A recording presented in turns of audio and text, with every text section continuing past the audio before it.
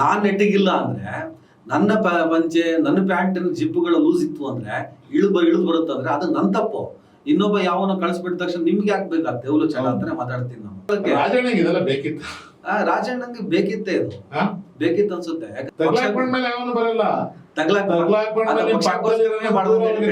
ಹೆಚ್ಚು ಮಾತಾಡೋದು. Honey trap ವಿಷಯ ಬಂದಾದ್ಮೇಲೆ ಸ್ವಲ್ಪ ತಣ್ಣಗಾಗಿದ್ರು ರಾಜಣ್ಣ. ಇಲ್ಲಿ ಮಾನ ಮರ್ಯಾದೆಗೆ ಹೋಗಿದ್ರು, ಹೇಗೇನು ಕಾಂಗ್ರೆಸ್ ಪ್ರದೀಪ್ ಈಶ್ವರ್ಗೆ ಆಸೆ ಅಂತೆ, ತಲೆ ಗಟ್ಟಿ ಇದೆ ಅಂತ ಹೇಳಿ ಬಡ್ಡೆಗೆ ಹೊಡಿತಾ ಇದ್ರು. ತಲೆ ದಂಡವನ್ನ ಕೊಡ್ಬೇಕಾಯ್ತು. ಇಲ್ಲಿಂದ ತಲೆ ದಂಡಗಳು ಶುರು ಆಗ್ತದೋ. ಹಿಂದೆ ಯಾರಿದ್ದಾರೆ ರಾಜಣ್ಣನ ಹೊರಗಡೆ ಹಾಕ್ಬೇಕು ಅಂತ ಎಷ್ಟು ಜನ ಇದ್ದಾರೆ? ಡಿ ಕೆ ಶಿವಕುಮಾರ್ ನೇರವಾಗಿ ಟಾಂಗ್ ಕೊಡ್ತಾರೆ. ಅವ್ರು ಹೇಳಿ ಸರಿ ಇಲ್ವಾ, ತಪ್ಪಿದ್ಯಾ ಅನ್ನೋ ಪ್ರಶ್ನೆ ನೀವು ಕೇಳಬಹುದು. ಉಸ್ತುವಾರಿ ಸಚಿವರು ಯಾರು? ಉಸ್ತುವಾರಿ ಯಾರಿತ್ತು? ಬೆಂಗಳೂರು ಉಸ್ತುವಾರಿ ಸಚಿವರು ಯಾರು? ಡಿ ಕೆ ಶಿವಕುಮಾರ್ ಅವರಿಗೆ ಟಾಂಟ್ ಕೊಡೋದಕ್ಕೆ ಎನ್ ರಾಜಣ್ಣ ತಲೆ ತುಂಬಾ ಡಿ ಕೆ ಶಿವಕುಮಾರ್ ಇದ್ರ ಅನ್ಸುತ್ತೆ. ಪಕ್ಷಕ್ಕೆ ಹಿನ್ನಡೆ ಆಗ್ತದೆ. ರಾಹುಲ್ ಗಾಂಧಿಗೆ ದೊಡ್ಡ ಅವಮಾನ. ಸರ್ ನಮಸ್ಕಾರ, ಹೇಗಿದ್ದೀರಾ? Super fine, fantastic. So September ಎಲ್ಲ ಹೇಳಿದ್ದು ರಾಜಣ್ಣ ಅವರು. ಸೆಪ್ಟೆಂಬರ್ ಇಂದ ಏನೋ ಒಂದು ಕ್ರಾಂತಿ ಆಗುತ್ತೆ. ಆ ಕ್ರಾಂತಿಯ ಹರಿಕಾರ ಆಗಸ್ಟ್ ತಿಂಗಳಲ್ಲೇ ತಾನು ತಲೆ ದಂಡವನ್ನ ಕೊಡ್ಬೇಕಾಯ್ತು. ಇಲ್ಲಿಂದ ತಲೆ ದಂಡಗಳು ಶುರು ಆಗ್ತದೋ, ಸರ್ಕಾರಗಳು ಅದರ್ತದೋ, ನಾವು ಸ್ವಲ್ಪ ಕಾದ್ ನೋಡ್ಬೇಕು. ರಾಜಕಾರಣದಲ್ಲಿ ಈಗ ಮುಗ್ಲೇದಿದೆಯಲ್ಲ, ಇದ್ರ ಬಗ್ಗೆ ತಮ್ಮ ಅನಿಸಿಕೆ ಏನು? ಹಿಂದೆ ಯಾರಿದ್ದಾರೆ ರಾಜಣ್ಣನ ಹೊರಗಡೆ ಹಾಕ್ಬೇಕು ಅಂತ ಎಷ್ಟು ಜನ ಇದ್ದಾರೆ? ಈಗ ರಾಜಣ್ಣ ಅವರ ಸರ್ಕಾರ ರಚನೆ ಆದಾಗಿಂದಲೂ ಒಂದು ಬಣ ರಾಜಕೀಯದ ಶೇಡ್ ನಲ್ಲಿ ನಡ್ಕೊಂಡು ಬಂದಂತ ವ್ಯಕ್ತಿ. ಡಿ ಕೆ ಶಿವಕುಮಾರ್ ಅವರನ್ನು ನೇರವಾಗಿ ಟಾಂಗ್ ಕೊಡ್ತಾ ಇದ್ರು. ಸಿಎಂ ಬದಲಾವಣೆ ಚರ್ಚೆಗಳಾಗ್ತಿದ್ದಾಗೆಲ್ಲ ಯಾವ್ದು ಖಾಲಿ ಇಲ್ಲ ರೀ ಅಂತಿದ್ರೆ ಎಲ್ಲ ಸರಿ ಇತ್ತು. ಈಗ ಒಂದು ಸರ್ಕಾರ ನಡೀತಿರ್ಬೇಕಾದ್ರೆ ಒಂದು ಸರ್ಕಾರದ ಒಳಗಡೆ ಸಿಎಂ ಯಾರಾಗ್ತಾರೆ, ಇನ್ನೊಬ್ರು ಯಾರಾಗ್ತಾರೆ, ಇಂಥ ಚರ್ಚೆಗಳಾದಾಗ ಈ ತರದ ಪ್ರತಿಕ್ರಿಯೆಗಳನ್ನು ನಾನು ನಿರಾಕರಿಸಕ್ಕೆ ಹೋಗಲ್ಲ ಪತ್ರಕರ್ತನಾಗಿ.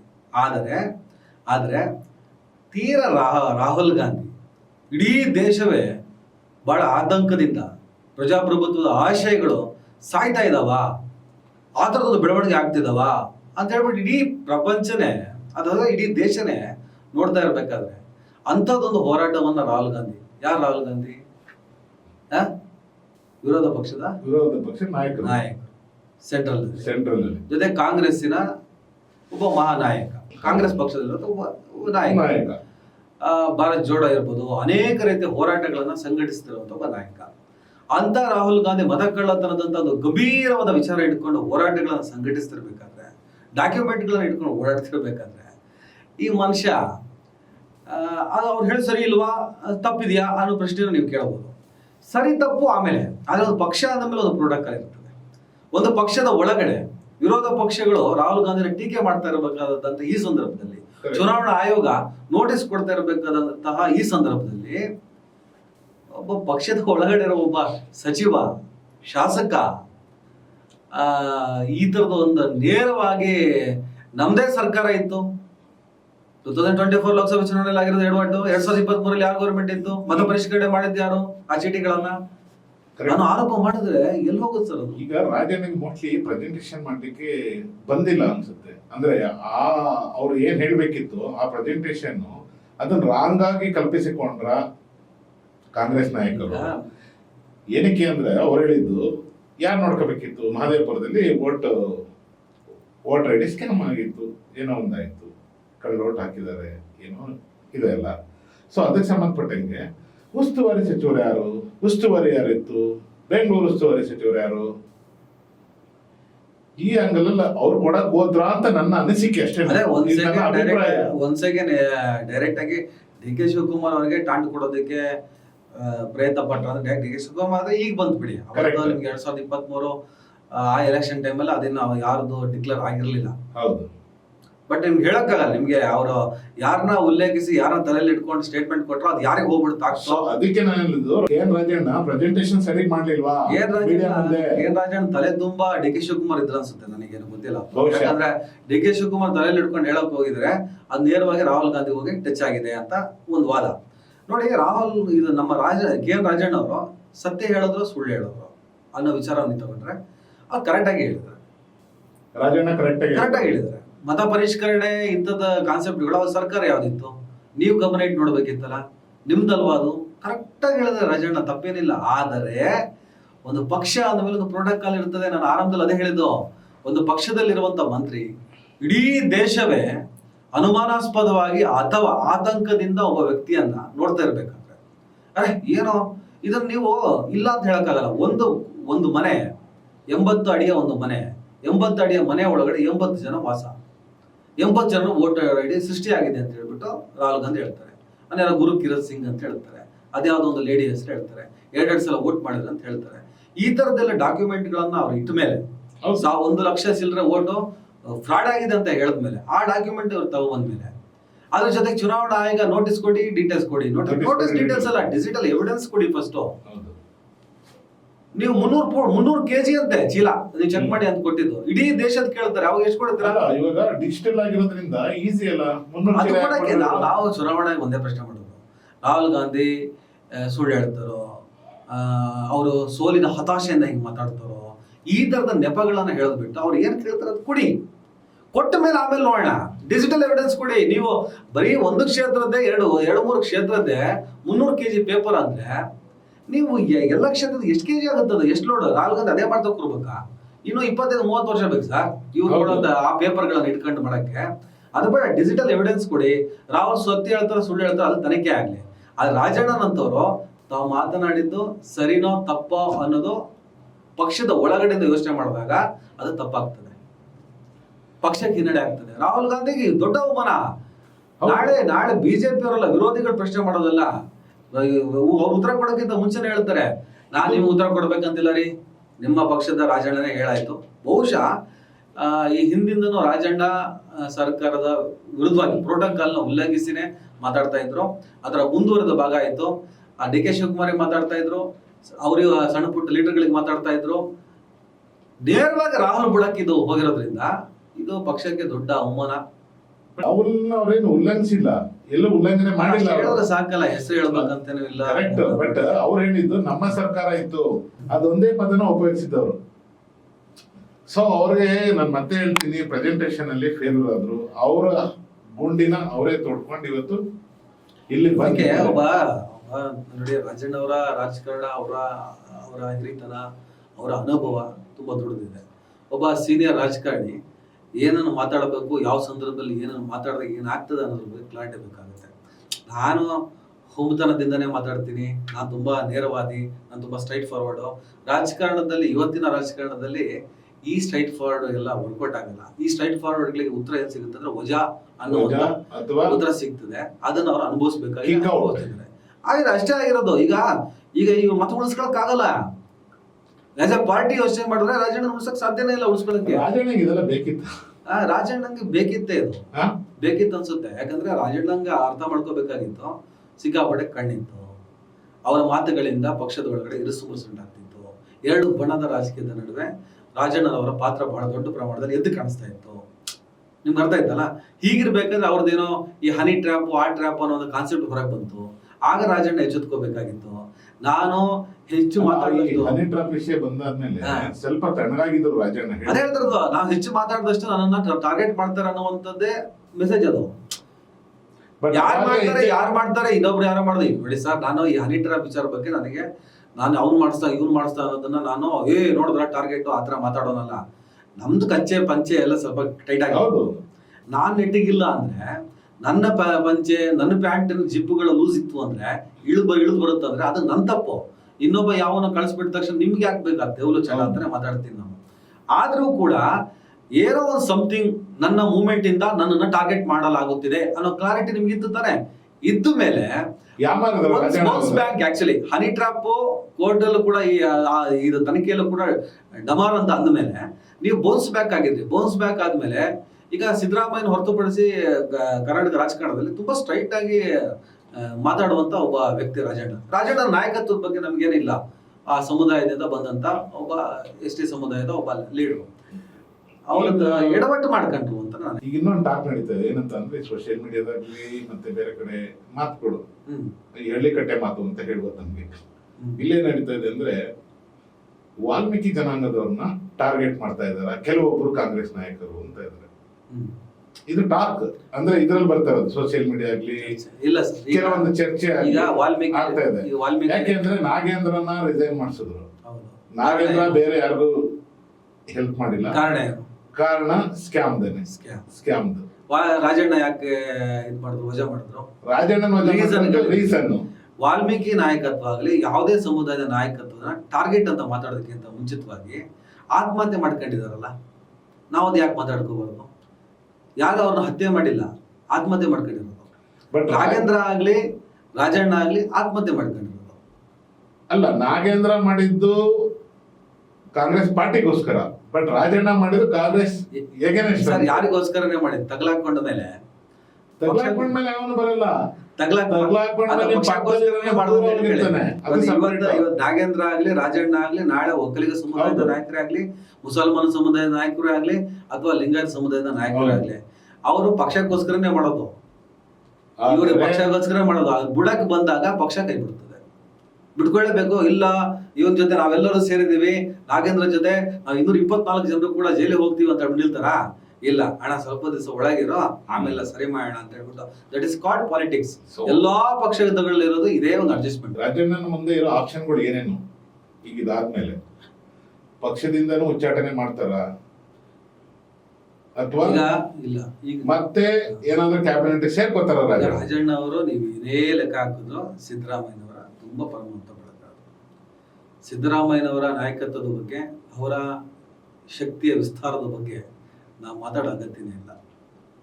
ಕರ್ನಾಟಕ ರಾಜಕಾರಣದಲ್ಲಿ ತುಂಬ ಪವರ್ಫುಲ್ ಆಗಿರುವಂಥ ರಾಜಕಾರಣಿ ಸಿದ್ದರಾಮಯ್ಯ. ಸಿದ್ದರಾಮಯ್ಯನ ಬಣದಲ್ಲಿ ಗುರುತಿಸಿಕೊಂಡಿರೋ ವ್ಯಕ್ತಿ. ಸ್ವಯಂ ಕೃತಾಪರಾಧದಿಂದ ಸೂಸೈಡ್ ಮಾಡಿಕೊಂಡಂಥ ರಾಜಣ್ಣ.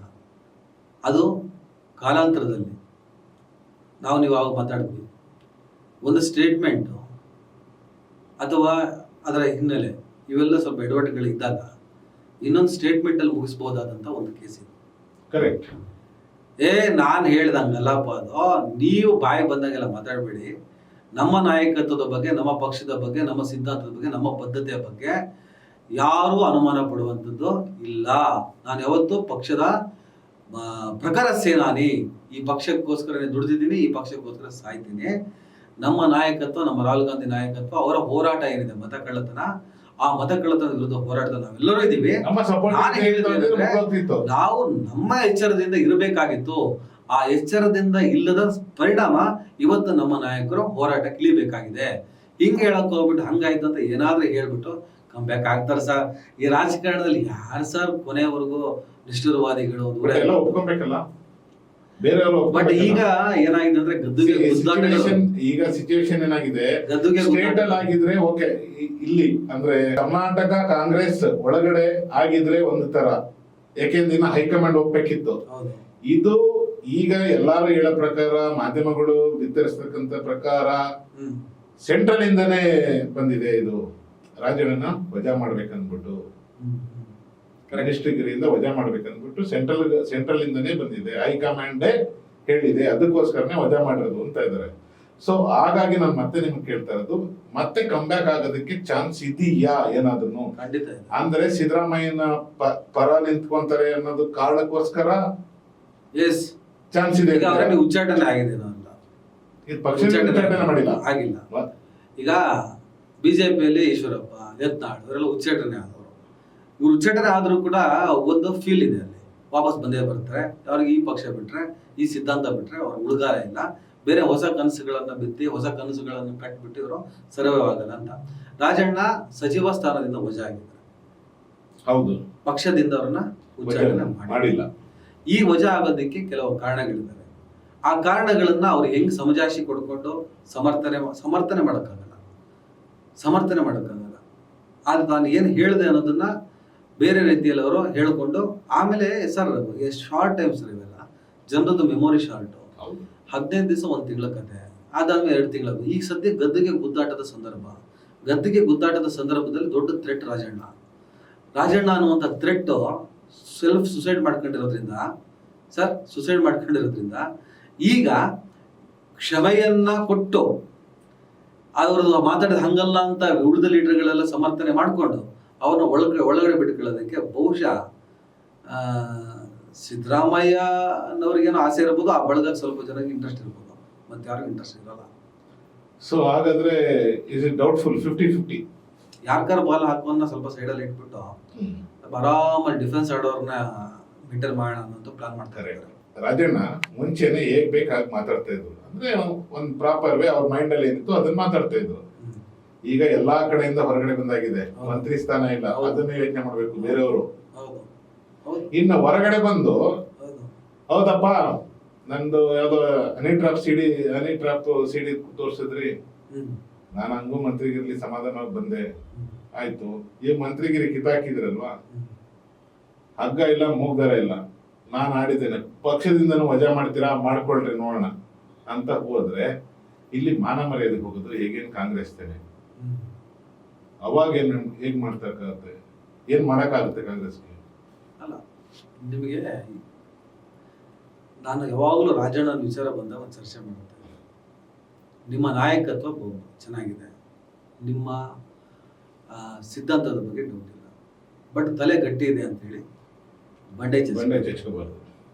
ನಾನು ಏನು ಬೇಕಾದ್ರೆ ಮಾತಾಡೋದು, ಬಂಡೆಗೆ ಚಚ್ಚಕ್ ಹೋಗ್ತಾರಲ್ಲ ಸರ್, ಬಂಡೆಗೆ ಚಚ್ಚಿದವರು, ತಲೆ ಗಟ್ಟಿ ಇದೆ ಅಂತ ಹೇಳಿ ಬಂಡೆಗೆ ಹೊಡಿತಾ ಇದ್ರು. ಬಂಡೆ ಹೊಡೆದ್ರೆ ತಲೆ ಸಿಡಿತದೆ, ಹಾಗಂತ ತಲೆ ಮತ್ತು ಬಂಡೆ, ನಾನು ಹೇಳ್ತಾ ಇರೋದು ಒರಿಜಿನಲ್ ಬಂಡೆ. ನಾವು ಹೇಳ್ತಾ ಇರೋದು ಒರಿಜಿನಲ್ ಬಂಡೆನೆ ಸರ್. ಆ ಬಂಡೆ ಹೊಡೆದ ತಲೆ ಹೊಡೆದಾಗ್ತದೆ, ಯಾಕಂದ್ರೆ ಡಿ ಕೆ ಶಿವಕುಮಾರ್ ಬಂಡೆ ಕರೀತಾರೆ. ಹಂಗಂದ್ರೆ ಈಗ ಏನಾಗುತ್ತೆ ನಿಮ್ಗೆ, ತಲೆ ಗಟ್ಟಿ ಇದೆ ಅಂತ ರಾಜಣ್ಣ ಹೋಗ್ಬಿಟ್ಟು ಬಂಡೆ ಹೊಡ್ಕೊಂಡ್ರು, ತಲೆ ಹೊಡೆದೋಯ್ತು ಅಂದ ತಕ್ಷಣ ನಾವು ಡಿ ಕೆ ಶಿವಕುಮಾರ್ ಸಿಕ್ಕಾಪಟ್ಟೆ ಸ್ಟ್ರಾಂಗ್ ಅಂತ ಹೇಳ್ದಂಗಾಗುತ್ತೆ, ರಾಜಣ್ಣ ವೀಕ್ ಅಂತ ಹೇಳ್ದಂಗಾಗುತ್ತೆ. ಇವ್ರು ಸ್ಟ್ರಾಂಗು ಇವ್ರು ವೀಕು ಅನ್ನೋ ಚರ್ಚೆಗಿಂತ ಹೆಚ್ಚಾಗಿ ಪ್ರಾಕ್ಟಿಕಲ್ ಆಗಿ ಒಂದು ಬಂಡೆಗೆ ತಲೆನ ಹೊಡೆದ್ಕೊಂಡು ತಲೆ ಒಂದ್ ರೀತಿ ಡಿ ಕೆ ಶಿವಕುಮಾರ್ ಸ್ಟ್ರಾಂಗ್ ಇರೋದು. ಡಿ ಕೆ ಶಿವಕುಮಾರ್ ಪಕ್ಷ ಕಟ್ಟಿದ ಮನುಷ್ಯ. ಡಿ ಕೆ ಶಿವಕುಮಾರ್ ಕಾಂಗ್ರೆಸ್ ಪಕ್ಷಕ್ಕೋಸ್ಕರ ಇವತ್ತೇನು ಅಧಿಕಾರಕ್ಕೆ ಬಂದಿದೆ, ಸಿದ್ದರಾಮಯ್ಯನವರ ಪ್ರಭಾವ ಎಷ್ಟು ಮಟ್ಟಿಗೆ ಕೆಲಸ ಮಾಡಿದ್ಯೋ ಡಿ ಕೆ ಶಿವಕುಮಾರ್ ಅವರ ಪಾತ್ರ ಇದೆಯಲ್ಲ ಅದನ್ನ ಯಾವತ್ತೂ ನಿರಾಕರಣೆ ಮಾಡೋಕ್ಕಾಗಲ್ಲ. ಡಿ ಕೆ ಶಿವಕುಮಾರ್ ಸಂಘಟನೆ ಇದೆಯಲ್ಲ ನಿರಾಕರಣೆ ಮಾಡೋಕ್ಕಾಗಲ್ಲ. ಡಿ ಕೆ ಶಿವಕುಮಾರ್ ಮತ್ತೆ ಸಿದ್ದರಾಮಯ್ಯ ಸೇರಿದ್ದಕ್ಕೆ ಇಷ್ಟು ಸೀಟ್ ಬಂದಿರೋದು. ಇಬ್ಬರಲ್ಲಿ ಒಬ್ಬರೇ ಒಂದೇ ಪರಿಶ್ರಮ ಇದ್ದಿದ್ರೆ ಯಾವುದೇ ಕಾರಣಕ್ಕೂ ಇಷ್ಟು ಸೀಟ್ ಬರ್ತಾ ಇರಲಿಲ್ಲ. ಬಟ್ ಡಿ ಕೆ ಶಿವಕುಮಾರ್ ಅವರು ಯಾರೇ ಏನೇ ಹೇಳಿದ್ರು ಅವರು ಡಿ ಕೆ ಶಿವಕುಮಾರ್ ವಿಚಾರದಲ್ಲಿ ತುಂಬಾ ಇಂಪಾರ್ಟೆಂಟ್. ರಾಜಣ್ಣ ಅವರೆಲ್ಲ ಡಿ ಕೆ ಶಿವಕುಮಾರ್ ವಿಚಾರದಲ್ಲಿ ಉಡಾಫೆ ಮಾತಾಡ್ತಿದ್ದಾಗ ಒಂದು ಚರ್ಚೆ ಬಂತು, ಮುಖ್ಯಮಂತ್ರಿ ಪಟ್ಟದ ಚರ್ಚೆ. ಡಿ ಕೆ ಶಿವಕುಮಾರ್ ಯಾಕೆ ಆಗ್ಬಾರ್ದು? ಕಾಂಗ್ರೆಸ್ ಪಕ್ಷದ ಹಲವಾರು ದಶಕಗಳ ಸಿದ್ಧಾಂತಗಳನ್ನ ನೋಡ್ತಾ ಬನ್ನಿ, ಅವ್ರು ಬಂದಂತ ಒಂದು ಥಾಟ್ ಆಫ್ ಪ್ರೊಸೆಸ್ ನೋಡ್ತಾ ಬನ್ನಿ. ಒಬ್ಬ ಅಧ್ಯಕ್ಷ ಆದವರು ಮುಖ್ಯಮಂತ್ರಿ ಆಗಿದ್ದು ಎಸ್ ಎಂ ಕೃಷ್ಣ ಅಂತ ನೋಡಿ. ಸೊ ಸಿದ್ದರಾಮಯ್ಯನಂತ ಒಬ್ಬ ಬಲಿಷ್ಠ ನಾಯಕರು ಇದ್ದಾಗ ಡಿ ಕೆ ಶಿವಕುಮಾರ್ ಇಮಿಡಿಯೇಟ್ ಆಗಿ ಹೋಗ್ಬಿಟ್ಟು ಮುಖ್ಯಮಂತ್ರಿ ಆಗಲ್ಲ. ಅದಕ್ಕೂ ಸಮಯ ಸಂದರ್ಭ ಬರಲೇಬೇಕು. ಹಾಗಾದ್ರೆ ಡಿ ಕೆ ಶಿವಕುಮಾರ್ ಮುಖ್ಯಮಂತ್ರಿ ಆಗ್ಬಾರ್ದು ಅಂತ ಯಾರು ಹೇಳಿದ್ರು? ಆಗ್ಬೇಕು. ಡಿ ಕೆ ಶಿವಕುಮಾರ್ ಎಫರ್ಟ್ ಇದೆ, ಸಂಘಟನೆ ಇದೆ ಸರ್. ಕೆಪಿಸಿಸಿ ಅಧ್ಯಕ್ಷ ಆದ್ಮೇಲೆ ಡಿ ಕೆ ಶಿವಕುಮಾರ್ ಸಂಘಟನೆ ಖರ್ಚು ಮಾಡಿದ ದುಡ್ಡಿದೆಯಲ್ಲ, ಅಥವಾ ಸಂಘಟನೆಗೋಸ್ಕರ ಯುವಕರನ್ನ ಯುವ ಪೀಳಿಗೆಯನ್ನ ಪ್ರೋತ್ಸಾಹಿಸೋದು. ಲ್ಯಾಂಗ್ವೇಜ್ ಪ್ರಾಬ್ಲಮ್ ಇರ್ಬೋದು, ಬಾಡಿ ಲ್ಯಾಂಗ್ವೇಜ್ ಪ್ರಾಬ್ಲಮ್ ಅಂದ್ರೆ ಸ್ವಲ್ಪ ಡಿ ಕೆ ಶಿವಕುಮಾರ್ ರಫ್ ಅಂತ ಕಾಣಿಸ್ತಾರೆ ಸರ್. ಹಂದು ಬಸ್ನಲ್ಲಿ ಕೆಲವ್ರನ್ನ ಹಿಡ್ಕೋಬೇಕು ಅಂದಾಗ ಸ್ವಲ್ಪ ಸ್ಟ್ರಾಂಗ್ ಆಗ್ಲೇಬೇಕಾಗ್ತದೆ. ನಾವು ಎಲ್ಲದನ್ನು ಫ್ರೀ ಆಗಿ ಬಿಡಕ್ಕೆ ಏನು ಇಷ್ಟ ದಿನೇಶ್ ಗುಂಡೂರಾವ್ ಇದ್ರಪ್ಪ. ಹೌದು, ದಿನೇಶ್ ಗುಂಡೂರಾವ್ ಕೆಪಿಸಿಸಿ ಅಧ್ಯಕ್ಷ, ಸಾಫ್ಟ್ ಮ್ಯಾನ್, ಸೈಲೆಂಟ್ ಆಗಿರೋಂಥ ಮನುಷ್ಯ. ಈಗ ಧರ್ಮಸ್ಥಳ ಪ್ರಕರಣದಲ್ಲಿ ಬಿಗುವಿನ ವಾತಾವರಣ ಇದೆ, ಪರಸ್ಪರ ಸಂಘರ್ಷಗಳು ಕ್ಲಾಶ್ ಆಗುವಂತ ಒಂಥರ ಇಡೀ ಪ್ರಪಂಚ ತುಂಬಾ ಗಮನ ಇಟ್ಟು ನೋಡ್ತಾ ಇರೋ ಪ್ರಕರಣ. ದಿನೇಶ್ ಗುಂಡೂರಾವ್ ಅವರು SIT ರಚನೆ ಆದ್ಮೇಲೆ ಮೊನ್ನೆ ಒಂದು ಸ್ಟೇಟ್ಮೆಂಟ್ ಕೊಡ್ತಾರೆ, SIT ರಚನೆ ಎಲ್ಲ ಎಡಪಂಥೀರ ಒತ್ತಡಕ್ಕೆ ಮಾಡಿದ್ದು ಅಂತ. ಈ ಟೈಮಲ್ಲಿ ಆ ಸ್ಟೇಟ್ಮೆಂಟ್ ಬೇಕಾ? ಈಗ ನಿಮಗೆ ಒಂದು ಫೋರ್ಸ್ ಎದುರಿಸಕ್ಕೆ ಆಗ್ತಾ ಇಲ್ಲ ಅಂದಾಗ, ಅದು ಆಂಟಿ ಫೋರ್ಸು, ನಿಮ್ಮ ವಿರುದ್ಧದ ಫೋರ್ಸು ಇಲ್ಲ, ನೀವು ನಿಮ್ಮದು ಸುಳ್ಳಿನ ಪ್ರಹಾರ ಆಗ್ತಿದೆಯಾ, ಅದನ್ನ ಎದುರಿಸಕ್ ಆಗಿಲ್ಲ ಅಂತ ತಕ್ಷಣ ಹಿಂಗ್ ಸ್ಟೇಟ್ಮೆಂಟ್ ಕೊಟ್ರೆ ತನಿಖೆ ದಿಪ್ಪದ ಒಂದು ಪ್ರೆಸರ್ಗೋಸ್ಕರ SIT ರಚನೆ ಮಾಡಿದ್ರು ಅಂತಾರಲ್ಲ, ಇವರು is the one of the cabinet minister. ಮತ್ತೆ ಅವ್ರದ್ದು ಇಲ್ಲಪ್ಪ ಮಾಡಂಗಿಲ್ಲ, SIT ಮಾಡಂಗಿಲ್ಲ ಅಂತ ಹೇಳುವುದಾಗಿ ಆ ಡಿಸಿಷನ್ ತಗೊಂಡಿರುವಂತ ಸರ್ಕಾರದೊಳಗೆ ನೀವು ಇದೀರಲ್ಲ. ಎಡಪಂಥೀರ ಪ್ರಜರಿಗೆ ನೀವು SIT ರಚನೆ ಆಯ್ತು ಅಂತ ಹೇಳಲ್ಲ, ಅದಾಗೋದಕ್ಕೆ ನೀವು ಒನ್ ಆಫ್ ದ ರೀಸನ್ ಅಲ್ಲ. ಪ್ರಜರಿಗೆ ಯಾಕೆ ಕೆಲಸ ಮಾಡ್ತೀರಿ? ಇದು ನೋಡಿ, ನಾನು ಇದನ್ನ ಯಾಕೆ ಹೇಳಿದ್ರೆ, ಡಿ ಕೆ ಶಿವಕುಮಾರ್ ಕೆಪಿಸಿಸಿ ಅಧ್ಯಕ್ಷ ಆಗಿ ಸಣ್ಣ ಪುಟ್ಟದಕ್ಕೆಲ್ಲ ಈ ತರದ ನಡೆಸ್ಕೊಳ್ಳುವಂತ ಕೆಲಸ ಮಾಡದೆ ಬಂದಂತ ಒಬ್ಬ leader D K Shivakumar. So Shivakumar ಅವರನ್ನ ಪದೇ ಪದೇ ರಾಜಣ್ಣ ಅವ್ರು ಕೇಳ್ತಿದ್ದಾಗ ಅದು ಸರಿ ಅಲ್ಲ ಅಂತ ನಮ್ಗೆ ಅನಿಸ್ತಾ ಇತ್ತು. ಕರೆಕ್ಟ್, ಸರಿ ಇಲ್ಲ ಅಂತ ಅನಿಸ್ತಾ ಇತ್ತು. ಯಾಕಂದ್ರೆ ಡೆಡಿಕೇಶನ್, ಎಫರ್ಟ್, ಆಸೆ ಯಾಕಿರಲ್ಲ ಸರ್?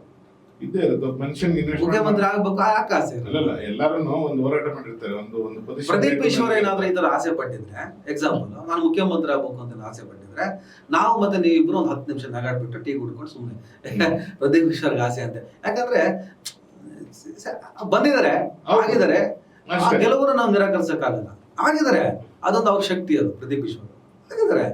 ಅವ್ರು ನಾನು ಮುಖ್ಯಮಂತ್ರಿ ಆಗ್ಬೇಕು ಅಂತ ಏನಾದ್ರು ಮಾತಾಡಿದ್ರೆ ಅದಕ್ಕೆ ನಾವು ನಗಬಹುದು, ಅದನ್ನ ಬೇಕಾದ್ರೆ ನಿರಾಕರಿಸಬೇಕು. ಡಿ ಕೆ ಶಿವಕುಮಾರ್ ಸ್ಟೇಟ್ಮೆಂಟ್ ನಾನು ಮುಖ್ಯಮಂತ್ರಿ ಆಗ್ಬೇಕಂದ್ರೆ ಅದನ್ನ ನಿರಾಕರಿಸಕ್ ಸಾಧ್ಯನೇ ಇಲ್ಲ. ಈಗ ಚುನಾವಣಾ ಆಯೋಗದ ಬಗ್ಗೆ, ಕೇಂದ್ರ ಚುನಾವಣಾ ಆಯೋಗದ ಮೇಲೆ ತುಂಬಾ ಹೋರಾಟ ಮಾಡ್ತಾ ಇದ್ದಾರೆ ರಾಹುಲ್ ಗಾಂಧಿ ಅವರು. ಇದರಿಂದ ಏನೆಲ್ಲ ಸಮಸ್ಯೆಗಳಾಗ್ಬೋದು ಅಂದ್ರೆ, ಈ ರಾಜಣ್ಣ ಅವರ ಹೇಳಿಕೆಯಿಂದ ಏನೆಲ್ಲ ಸಮಸ್ಯೆ ಆಗ್ಬೋದು? ಈಗ ಆಲ್ರೆಡಿ ಎಲ್ಲ ಪೇಪರ್ಗಳಲ್ಲೆಲ್ಲ ಬಂದಾಗಿದೆ, ಎಲ್ಲ ಮಾಡಾಗಿದೆ ಸರ್. ಬಟ್ ಅದೇ ಸ್ಟ್ಯಾಂಡ್ ನಿಲ್ಲುತ್ತಾ ಸರ್? ಈಗ ಎಕ್ಸಾಂಪಲ್ ನಮಗೆ ನೋಡಿ, ಈ ದೇಶದ ಚುನಾವಣಾ ವ್ಯವಸ್ಥೆಯಲ್ಲಿ EVM ಬಗ್ಗೆ ನಮಗೆ ಡೌಟ್ ಸ್ಟೋರ್ ಆಗಿದೆ. ಮೊದಲು ಭಾರತ ಒಂದು ಅದ್ಭುತವಾದ ಪ್ರಜಾಪ್ರಭುತ್ವ ದೇಶ, ಇದೊಂದು ಅದ್ಭುತವಾದ ಒಕ್ಕೂಟ ವ್ಯವಸ್ಥೆ. ಈ ವ್ಯವಸ್ಥೆಯಲ್ಲಿ ಒಂದು ಚುನಾವಣಾ ಪ್ರಕ್ರಿಯೆ ಅಂತ ನಡೆಯುತ್ತೆ. ಆ ಚುನಾವಣೆ ಈ ದೇಶದ ಭವಿಷ್ಯವನ್ನು ತೀರ್ಮಾನ ಮಾಡುತ್ತೆ. 100 ಕೋಟಿ ಜನರ ಭವಿಷ್ಯವನ್ನ ತೀರ್ಮಾನ ಮಾಡೋದೇ ಈ ಚುನಾವಣಾ ವ್ಯವಸ್ಥೆ. ಈ ಚುನಾವಣಾ ವ್ಯವಸ್ಥೆಯ ಒಳಗಡೆ ಒಂದಿಷ್ಟು ಅನುಮಾನಗಳು ಬಂದಾಗ US ಸೇರಿದ ಹಾಗೆ ಅನೇಕ ರಾಷ್ಟ್ರಗಳು EVM ಅನ್ನ ಬ್ಯಾನ್ ಮಾಡಿದ್ದಾರೆ. ಮೈನ್ ರೀಸನ್ ಏನ್ ಕೊಟ್ಟಿದೆ ಹೇಳಿ? UK ಸೇರಿದಂಗೆ ಅನೇಕ ರಾಷ್ಟ್ರಗಳು ಭದ್ರತಾ ಸಮಸ್ಯೆ ಮತ್ತು ಪಾರದರ್ಶಕತೆ, ಅದು ಹ್ಯಾಕ್ ಆಗುವಂತ ಅಪಾಯನೂ ಇದೆ, ಪಾರದರ್ಶಕವಾಗಿ ಚುನಾವಣೆ ಆಗಲ್ಲ ಅಂತ. ಅದ್ರ ಮೇಲೆ ನಾವು ಅನುಮಾನ ವ್ಯಕ್ತಪಡಿಸಿದಾಗ ಅದೇ ಬೇಕು ಅನ್ನೋ ಹಠ ಯಾಕೆ? Very simple. ನಾನೊಬ್ಬ ಕಾಮನ್ ಮ್ಯಾನ್ ಪ್ರಶ್ನೆ ಮಾಡ್ತಾ ಇದ್ದೀನಿ, ಇಲ್ಲಪ್ಪ ಅದೇ ಬೇಕು, ಯಾಕೆ ಬೇಕು? ಇಲ್ಲಪ್ಪ ಅದು ಬೇಗ ಮುಗಿಸ್ಬೋದು. ಬೇಗ ಮುಗಿಸ್ಬೇಡ್ರಿ, 3 ತಿಂಗಳು ತಗೊಳ್ರಿ. ಏನಾಗಬೇಕಾಗಿದೆ ನಮ್ಗೆ? ಇಲ್ಲ ನಿಮ್ಗೆ ಅದು ಗಿಣಿಸಕ್ಕೆ ಜನ ಜಾಸ್ತಿ ಬೇಕು ಸರ್. 140 ಕೋಟಿ ಜನರು 10 ಕೋಟಿ ಜನ ಯೂಸ್ ಮಾಡ್ಕೊಳ್ಳಿ ಸರ್. ಇದು ಉಡಾಫೆ ಅನ್ಸ್ಬೋದು. ನೀವು ಮ್ಯಾನ್ ಪವರ್ನ, ರಿಸೋರ್ಸ್ಗಳನ್ನ ನೆಪ ಇಟ್ಕೊಂಡು ಜಾರ್ಕೋಬೇಡಿ. ಯಾವುದೋ ಒಂದು ದೇಶದಲ್ಲಿ ಬೇಡ ಅಂತ ಅನ್ಸಿರುವಂತ ಪ್ರಾಡಕ್ಟ್ ಅನ್ನು ಯಾಕೆ ನೀವು ಬೇಕು ಅಂತ ಹಠ ಮಾಡ್ತೀರಾ? ಈ ಒತ್ತಡಗಳು, ಈ ನಿರಾಕರಣೆಗಳು, EVM ಸೆಟ್ಟಿಂಗ್ ಇಷ್ಟೆಲ್ಲ ಆರೋಪಗಳನ್ನು ಕೇಳ್ಕೊಂಡು ಯಾಕೆ ತರ್ತೀರಾ? ಬ್ಯಾಲೆಟ್ ಪೇಪರ್ ತನ್ನಿ ಸರ್, 3 ತಿಂಗಳಲ್ಲ 6 ತಿಂಗಳ ತಗೊಳ್ಳಿ ಇದು ಕೌಂಟಿಗೆ. ಯಾವನಿಗೆ ಇದು ದರ್ದಿದೆ? ತಲೆ ಕೆಡಿಸ್ಕೊಳ್ಳಲ್ಲ ಜನಕ್ಕೆ ಪಾರದರ್ಶಕವಾಗಿ ಪ್ರಾಮಾಣಿಕವಾದಂತ ಚುನಾವಣೆ ನಡಿಬೇಕಾಗಿದೆ, ಅದನ್ನು ಮಾಡಿ ಅಂತ ಆಯ್ತು. ಅದ್ರ ಮೇಲೆ ಡೌಟ್ ಇದ್ದಾಗಲೇ ಮತ ಕಳ್ಳತನ ಎವಿಡೆನ್ಸ್ ಇಟ್ಕೊ ಬಂದಿದೆ ರಾಹುಲ್ ಗಾಂಧಿ. ನೀವು ಅದನ್ನ ನಿರಾಕರಿಸಕ್ಕಾಗಲ್ಲ. ನೋಟಿಸ್ ಕೊಟ್ಬಿಟ್ಟು ಅದು ಕೊಡಿ ಇದು ಕೊಡಿ, ಪೇಪರ್ ಇಟ್ಕೊಂಡಿದಾರಲ್ಲ, ಹೌದು, ತೋರಿಸ್ತಾ ಇದಾರಲ್ಲ, ಶೋ ಮಾಡ್ತಾ ಇದಾರಲ್ಲ. 40 80 ಅಡಿ ಮನೇಲಿ 80 ಜನ ಹೆಂಗಿರಕ್ ಸಾಧ್ಯ? ಅದು ಎಲ್ಲ ಕೊಡ್ತಾ ಇದಾರಲ್ಲ. ಮತ ಕಳ್ಳತನ ಅನ್ನೋದು ನಡೆದಿಲ್ಲ ಅಂತಲ್ಲ. ರಾಹುಲ್ ಗಾಂಧಿ ತೋರ್ಸಕ್ಕಿಂತ ಮುಂಚೆ ನಮಗೂ ನಿಮಗೂ ಗೊತ್ತಿರೋ ವಿಚಾರಗಳು. ನಿಮ್ಗೆ ಇನ್ನೊಂದು ವಿಚಾರ ನಿಮ್ಗೆ ಗೊತ್ತಿರುತ್ತೆ. 22 ನಲ್ಲಿ ಫೇಕ್ ವೋಟರ್ ಮತ್ತೆ ಡಿಲೀಟ್ ಅಂದ್ರೆ ಫೇಕ್ ವೋಟರ್ ಮತ್ತೆ ಡಿಲೀಟ್ ಮಾಡ್ತಾ ಇದ್ರು ಸುಮಾರು ಕಡೆ. ಇಲ್ಲೇ ಅದನ್ನ ನಾವೇ ಸ್ಟೋರಿ ಮಾಡಿದೆ, ಇನ್ವೆಸ್ಟಿಗೇಷನ್ ಸ್ಟೋರಿ ನಮ್ಮ ಪ್ರತಿಧ್ವನಿ ಮತ್ತೆ ನ್ಯೂಸ್ ಮಿನಿಟ್ ಸೇರ್ಬಿಟ್ಟೆ ಮಾಡಿದ್ದು. ಓಕೆ, ಹಾಗೆ ಅವಾಗ ಕಾಂಗ್ರೆಸ್ ಗವರ್ನಮೆಂಟ್ ಇರ್ಲಿಲ್ಲ, ಬಿಜೆಪಿ ಗವರ್ನಮೆಂಟ್ ಇತ್ತು. ಇವ್ರು ಏನ್ ಹೇಳಿದ್ರು, ಕಾಂಗ್ರೆಸ್ ಇದೇ ಲೀಡರ್ ಬಗ್ಗೆ ಮಾತಾಡ್ತೀನಿ ಹೇಳಿ. ನೀವು ಒಂದ್ಸಲಿ ಅವರು 2022 ನಾವು ಸ್ಟೋರಿ ಮಾಡಿದ್ಮೇಲೆ ನೈಟ್ ಡಿ ಕೆ ಶಿವಕುಮಾರ್ ಅವರು ಪ್ರೆಸ್ ಮೀಟ್ ಮಾಡ್ತಾರೆ, ತುಂಬಾ ಹೋರಾಟ ಮಾಡ್ತೀನಿ ಅಂತ ಹೇಳ್ತಾರೆ. ಇದ್ರ ಬಗ್ಗೆ ನಮ್ಮ ಸರ್ಕಾರ ಬಂದ ತಕ್ಷಣ ಇದ್ರ ಮೇಲೆ ಆಕ್ಷನ್ ತಗೊಂತೀರಿ, ಯಾರು ಇದರಿಂದ ಇರ್ತಾರೆ.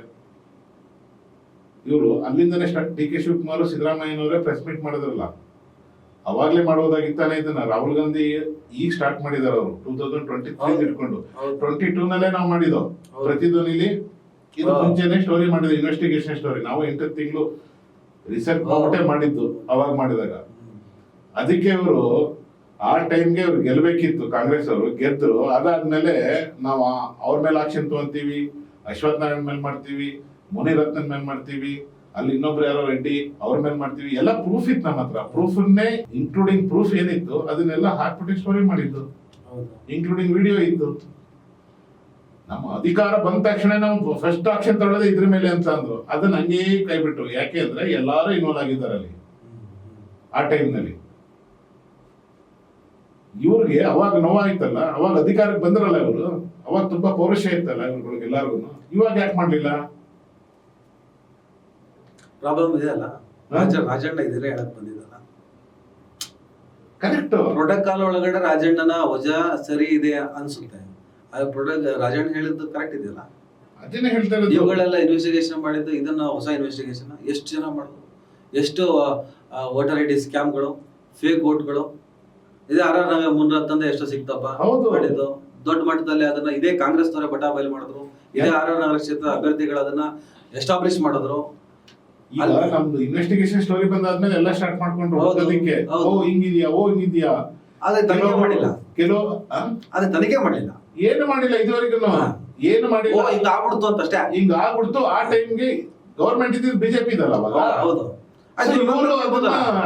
ಇದು ತಗೊಂಡ್ರು, ಪ್ಲಸ್ ಮಾಡ್ಕೊಂಡ್ರು ಯಾರು ಕಾಂಗ್ರೆಸ್ ಅವರು. ಅದಾದ್ಮೇಲೆ ಇವ್ರು ಅಷ್ಟು ಆನೆಸ್ಟ್ ಅಂತ ಅಂದಿದ್ರೆ ಮಾಡ್ಬೇಕಿತ್ತಲ್ಲ. ಸೊ ರಾಜಣ್ಣನು ಅದನ್ನೇ ಹೇಳಕ್ ಹೋಗಿದ್ರು. ರಾಜಣ್ಣ ಅವ್ರು ಹೇಳದಲ್ಲ, ಅವ್ರು ಕರೆಕ್ಟಾಗಿ ಹೇಳಿದಾರೆ. ಅವರ ಮಾತನ್ನ ನಿರಾಕರಿಸಕ್ ಸಾಧ್ಯನೇ ಇಲ್ಲ, ಕರೆಕ್ಟ್ ಆಗಿದೆ.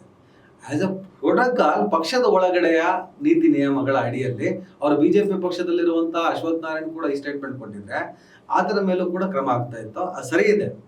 ಬಟ್ ನೀವು ಪಕ್ಷದಿಂದ ಹೊರಗೆ ಬಂದು ಮಾತಾಡಬೇಕು ಅಂದ್ರೆ ರಾಜಣ್ಣ ಕರೆಕ್ಟ್ ಆಗಿ ಹೇಳಿದ್ರಲ್ಲ. ಹೌದು, ಸರಿಯಾಗಿ ಹೇಳಿದ್ರಲ್ಲ. ಈಗ ರಾಜಣ್ಣ ಕರೆಕ್ಟ್ ಆಗಿ ಹೇಳಿದಾರೆ, ನಿಜ ಒಪ್ಕೊಂತೀನಿ. ಬಟ್ ಸೆಪ್ಟೆಂಬರ್ ಕ್ರಾಂತಿ ಇವಾಗಲೇ ಆಗೋಗ್ಬಿಡ್ತಲ್ಲ. ಅದೇ ನನ್ನ ಪ್ರಕಾರ ಇದು ಇಲ್ಲಿಂದ ಶುರು ಅಂತ ಅನ್ಕೋತೀನಿ.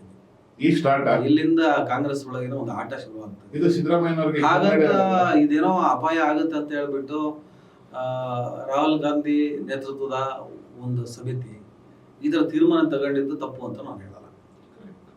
ಅಲ್ಲ, ಅವರ ಪಾರ್ಟಿ ವಿಚಾರಕ್ಕೂ ಮಾಡೋದು ಕರೆಕ್ಟ್ ಆಗಿದೆ. ನಾಳೆ ಇವತ್ತು ರಾಜಣ್ಣನ ಬಿಟ್ಬಿಟ್ರೆ ನಾಳೆ ರಾಮಣ್ಣ ಮಾತಾಡಕ್ ಸ್ಟಾರ್ಟ್ ಮಾಡ್ತಾರೆ, ಸೋಮಣ್ಣ ಮಾತಾಡ್ತಾರೆ. ಆದ್ರೆ ಈ ವಿಜಯನಗರ ಸೋಮಣ್ಣ ಅಲ್ಲ, ಸುಮ್ಮನೆ ನಾನು ಎಕ್ಸಾಂಪಲ್ ಕೊಟ್ಟೆ, ಮಾತಾಡಕ್ ಸ್ಟಾರ್ಟ್ ಮಾಡ್ತಾರೆ.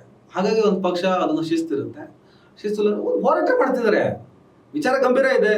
ಈಗ ನೀವು ಶುರು ಮಾಡಿದ್ರಿ, ಅವ್ರು ಶುರು ಮಾಡಿದ್ರು, ತುಂಬಾ ಜನ ಶುರು ಮಾಡಿದ್ರು. ಇವತ್ತು ದೇಶದ ಒಬ್ಬ ಮುಂಚೂಣಿಯಲ್ಲಿ ಒಬ್ಬ ನಾಯಕ ತಗೊಂಡಿದ್ದಾನೆ. ಅದನ್ನ ಆ ನಾಯಕತ್ವದ ಹಿಂದಿರ್ಬೇಕಾ, ಕರೆಕ್ಟ್, ಅಥವಾ ಇವ್ರಗಡೆ ಏನಾದ್ರು ಆತರನೇ ಮಾಡ್ಕೊಂಡು ಗೆದ್ಕೊಂಡ್ರ ಡೌಟ್ಗಳು ಸ್ಟಾರ್ಟ್ ಆಗ್ತದಲ್ಲ. ಈಗ ಇನ್ನೊಂದು ವಿಚಾರ ಕುಂಬಳಕಾಯಿ ಕಂಡ್ರ ಅಂತ ಗೊತ್ತಾ, ಎಲ್ಲ ಹೊಸದಲ್ಲ. ನಾನು ಯಾವಾಗಲೂ ಹೇಳ್ತಾ ಇರ್ತೀನಿ, ನನ್ನ ದೇಶಕ್ಕೆ ಬ್ಯೂಟಿಫುಲ್ ಆಗಿ ಡೆಮೋಕ್ರಸಿ ಇನ್ಸ್ಟಾಲ್ ಆಗಿದೆ. ನನ್ನ ಡೆಮೋಕ್ರಸಿ ಅದ್ಭುತ, ಆದರೆ ಡಿಸಿಪ್ಲಿನ್ ಇನ್ಸ್ಟಾಲ್ ಆಗಿಲ್ಲ ಅಂತ. ಕಳ್ಳು ಓಟುಗಳು, ಈಗ ನಿಮಗೆ ಎಮರ್ಜೆನ್ಸಿ ಟೈಮ್ ಒಂದು ಆ ಟೈಮಲ್ಲಿ ಇಂದಿರಾ ಗಾಂಧಿ ಚುನಾವಣೆ ಗೆದ್ದಿರೋದೆ ಆ ಸಂದರ್ಭದಲ್ಲಿ ಅಕ್ರಮ ಒಂದು ಅನೇಕ ಚರ್ಚೆಗಳು ವಾದಗಳು ನಡೀತಾನೆ ಇರ್ತವೆ, ಆವಾಗ ನಡೀತಾನೆ ಇರ್ತವೆ. ಯಾವುದು ಹೊಸದಲ್ಲ, ಯಾವುದು ಹಳೇದು ಅಲ್ಲ, ಮತ್ತೆ ಯಾರಿಗೂ ಗೊತ್ತಿಲ್ಲ ಅಂತನೂ ಅಲ್ಲ, ಯಾರು ಫಲಾನುಭವಿ ಅಲ್ಲ ಅಂತಲ್ಲ. ಫಲಾನುಭವಿಗಳು ಈ ಕಡೆನೇ ಇದ್ದಾರೆ, ಆ ಕಡೆನೇ ಇದ್ದಾರೆ. ಯಾವುದೇ ಕಾರಣಕ್ಕೂ ನೀವು ನಿರಾಕರಣೆ ಮಾಡೋಕ್ಕಾಗಲ್ಲ. ನಾನು ಅದಕ್ಕೆ ಹೇಳ್ತೀನಿ, ಕಾಂಗ್ರೆಸ್ ಅಂದಾಗ ಹೌದದು ಕಾಂಗ್ರೆಸ್ ಅಲ್ಲಿ 2 ಬಣ ಇದೆ ಅಂತೀನಿ. ಹೌದು, 2 ಬಣ ಯಾವ್ದು? Siddaramaiah, D K Shivakumar. No, Congress ಅಲ್ಲಿ 2 ಬಣ. ಒಂದು ಬಣದ ಹೆಸರು ಕಾಂಗ್ರೆಸ್, ಇನ್ನೊಂದು ಬಣದ ಹೆಸರು ರಾಹುಲ್ ಗಾಂಧಿ. ಹೆಚ್ಚಿನ ವಿಡಿಯೋಗಳಿಗೆ ಪ್ರತಿಧ್ವನಿ ಯೂಟ್ಯೂಬ್ ಚಾನೆಲ್ ಸಬ್ಸ್ಕ್ರೈಬ್ ಮಾಡಿ, ಬೆಲ್ ಐಕಾನ್ ಕ್ಲಿಕ್ ಮಾಡಿ.